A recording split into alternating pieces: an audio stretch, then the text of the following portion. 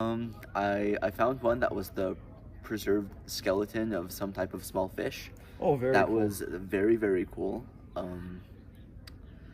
I also found another smaller ammonite as well, and those were the main three that I remember from that time. Oh Yeah. yeah, I found a different one, and that was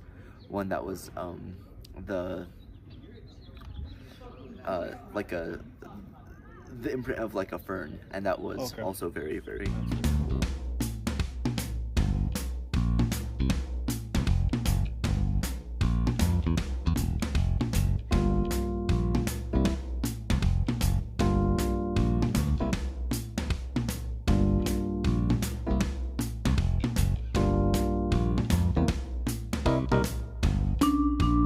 Cedar Canyon, a hot spot for fossils. Literally everywhere in this area, you can find one. You can step out your car and find one, just as I did. Really good fossils too. Most of this area is sandstone, and sandstone is perfect for making fossils because it's just layers of sediment built upon each other over time and just hardening into place. And a lot of it is black sandstone too, which is very good for finding a very specific fossil that we're looking for today. Areas like this were all underwater and filled with life.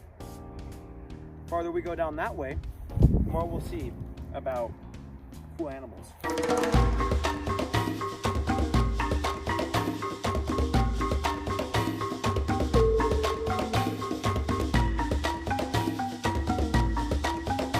The Sandias and manzanas are not very big with dinosaurs, but they are big with marine life, especially here in Cedar Canyon, where in rock formations just like this, you could find trilobites and other marine life. Just located near me is a large quarry of trilobite fossils, very densely packed, and very rare for the area. Trilobites are rare in Pennsylvanian rock formations because during that time period, their species were in decline. Yet some can still be found in this black layer of sandstone. I found shells, I found whatever, and it's really interesting. Just basically crumble it, and then in there are just dozens of fossils. And just rock formations around this entire area is really big with fossils. Trilobites went extinct around 250 million years ago, with the oldest of them appearing around 500 million years ago or so. Trilobites in this area were not very big, being only a couple centimeters. Trilobites were pretty much little bugs. Really, they swam around in the ocean. Sometimes they're carnivorous, sometimes they're prey, but they're just little bugs, little beetle-like bugs that just swam on the bottom of the ocean. So you can imagine it, this whole area, what we see right now, which is now what is right now trees. It's underwater. It's an underwater ocean scene, right? Just little bugs are swimming around, and kind of hard to imagine, but it's crazy. I think it was up by Placitas, Okay. if I remember correctly. I was definitely looking for it. I had a little chisel that I got for my birthday, and I was you know, going to and it was exposed. Like, I didn't dig it up, but like yeah. Definitely, yeah. Especially like growing up, didn't have a ton of money then, and so that's kind of what we did in our free time, was go and hike and look for cool rocks and fossils and stuff. Very cool. Dinosaurs are not found in these mountains, mainly because the rock exposed on the mountaintops, mainly on the Sandias, are older than dinosaurs themselves. It's all that's exposed, which is, as I was saying earlier, Pennsylvanian age rock. So you really only find old marine life in it. But that doesn't mean New Mexico is not a great hotspot for dinosaurs. New Mexico is one of the best in the nation for its paleontology even. There are dinosaurs such as Coelophysis, our state dinosaur. We have several species of tyrannosaurs, notably one from the Bisti Badlands up north, commonly known as the Bisti Beast right here. Next we have animals like Pentaceratops, a Triceratops cousin. We have Parasaurolophus. We have sauropods such as Diplodocus. And we also had a lot more marine reptiles as well. We had animals like mosasaurs, I think even plesiosaurs too. Right now, I'm at Travertine Falls. This location is named after the type of rock that forms it, which is travertine. Travertine is a type of limestone that forms around mineral springs and hot springs. Now, it gets its name from not only the travertine, but the waterfall that it forms. Now, up there, a great example of some sandstone fossil formations. This rock face looks pretty unassuming from first glance, but if you could have a closer look, see all sorts of marine life.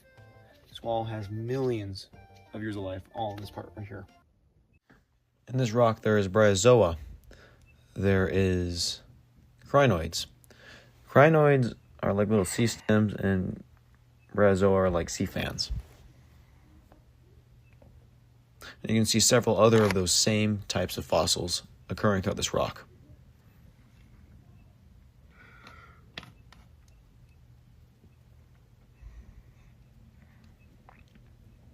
Another big type are brachiopods.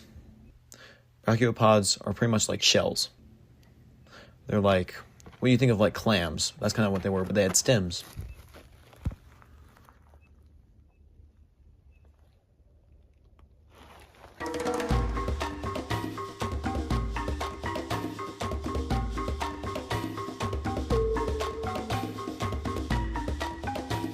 Mexico in the Cretaceous period was covered in water. It was a sea that stretched throughout the U.S. and into the Midwest, but New Mexico is a great hotspot where you can find some of those like marine fossils. That's why we're finding fish and ammonites here in New Mexico. It was partially in a rock. I took the rock to a family friend that works at the Natural History Museum and stuff, and so we cleaned that up. Of course, we cut it, and yeah, it had that amazing like crystal structure inside. This is Sandia Cave, formerly known as Sandia Man Cave. Now, this cave, followed by a series of other caves like Marmot Cave and Manzano Cave, as given an example by this, were just a series of small caves littered across the mountain ranges. Now, they weren't as big as like Carlsbad or any other large cave systems, but these were deep enough. They go back a couple, like 140 meters or so, just enough so that you can't see without a flashlight. Now, what's really interesting about these caves is that they're great for paleontological and archaeological evidence. Now, parts of New Mexico were inhabited by people called the Folsom Man. Folsom Man lived around 10,000 years ago. Now, this is some of the earliest evidence of humans that we have in North America. But with this, though, there could have been evidence that was found with spearheads and just other artifacts, no human remains, that could have made it so that what Sandia Man was coupled like 20,000 years ago. There's a little controversy behind this, though. The scientists that found these caves and documented them in the late 30s and early 40s was Frank C. Hibben. Now, he was a really renowned scientist, really big at UNM, but he was found to kind of may have forged his evidence a little bit. He may have brought stuff from other periods, other locations, planted them in the cave because there's not most concrete. So there's a lot of controversy still, even still, that scientists aren't sure whether or not this is concrete evidence. So if it's true, this cave, Sandia Cave right here, could prove that there was people in North Americas long before we thought they did, and serves a lot more animals than we did. The evidence of animals in these caves were mammoths, mastodons, giant ground sloths, camels, horses, gray wolves, bisons even. All these ancient animals were found in these caves. But I wouldn't say that. I would say you have to look carefully, you have to know what you're looking for, and you have to like you gotta spend like a good while out there, I'd say, before you find anything. Yep. And I would also say like sometimes you're gonna find stuff that's like, you know, not cool, I guess. Something that's like it's partial or it's not complete or it's, you know, like kind of the stuff I found, like just a little fish or a fern or stuff. But here we are, Laguna del Perro, a series of alkaline and salt flats outside of Estancia, New Mexico. Now, this was now just basically dry lake most of the year, used to be a large, well, for the most part, freshwater and sometimes brackish water, just lake, you know what I mean? Like a big lake. Now, this big lake used to cover an area where from like Willard all the way to Moriarty. So for a little bit of reference, it was like 20 by 40 miles long. It was big, and I mean big, it was big. Now, what's really cool about this lake is, yes, it now serves as just salt flats, but this lake at one point served a wide variety of fauna for years and years during the Ice Age. During the Ice Age, it served animals such as giant ground sloths, ancient horses, ancient camels, even like mastodons and mammoths and all that other stuff mentioned that were found in the Sandia cave and all those other caves. Because they were all in the same area, so it'd be very locally similar.